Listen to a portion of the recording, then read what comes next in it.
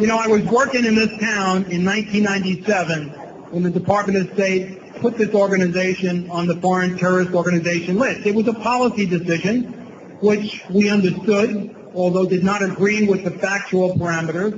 It was put on the list because the State Department and the White House believed that they could start a constructive dialogue with Hatemi, who was dubbed, if you recall, a moderate new president. That didn't work. The appeasement in 1997 did not work. In 2004, the government, a Republican government, was told that the incident of IEDs that were killing American servicemen and servicewomen in Iraq would abate, would disappear as long as the MEK was maintained on the list. The government agreed to that. So the appeasement has not worked in 14 years. Appeasement didn't work, ladies and gentlemen, in 1933. It will never work with the terrorist regime in Tehran.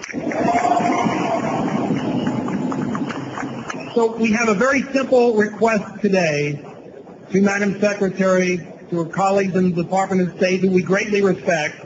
Look at the facts, make a decision, but please make a decision now because it's critical that you act.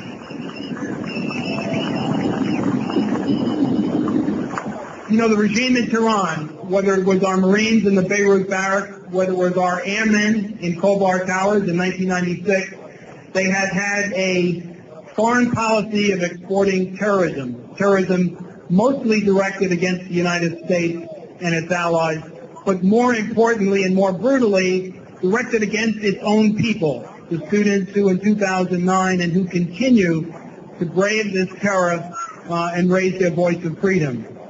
It is long overdue that this decision is made. And ladies and gentlemen, it's not just that the listing continues and no decision is made. As you heard Governor Rendell say, the listing gives the Tehran regime a license to kill freedom fighters. And that's the important point that we make today to the White House and to the Department of State. Every moment that this organization is classified by the United States government, the United States of America, as a terrorist organization, gives the brutal regime in Tehran the license to arrest, detain, torture, and kill its own freedom fighters at home and the people in Ashraf who are boldly leading the freedom fight outside of its borders. And this license to kill will only abate, will only be removed once that delisting stops. So that has to be done. It has to be done now.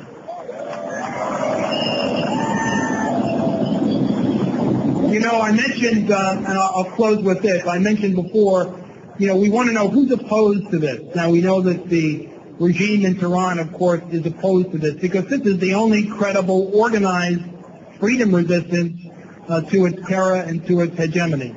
But who else is opposed to it? Well, the Prime Minister in Iraq, who, by the way, is there by virtue of the United States of America and its allies. Do you know that just the other day, I'm sure you saw this, he issued a statement in support of Assad of Syria. The United States is personally and politically responsible for the safety of those people. We signed pledges with them. We guaranteed them our security. So we call on the government to do that, to stop its delay, to stop its obfuscation, to stop its process review, whatever that may be, and to recognize that this organization should not be listed as a terrorist organization. And then it'll be up to you, and I know you will succeed in carrying the course of freedom to its logical end. Thank you very much.